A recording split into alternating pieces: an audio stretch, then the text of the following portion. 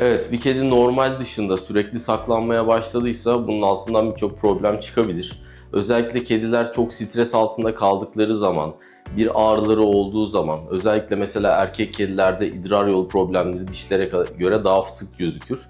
İdrar yapamadığı durumlarda ya da bir solunum problemi yaşadığı zaman ona rahatsızlık veren durumlarda normale göre biraz daha fazla saklanmaya, hareketsiz olmaya başlayabilirler. O yüzden bu tarz durumlarda mutlaka hekime danışmakta fayda vardır.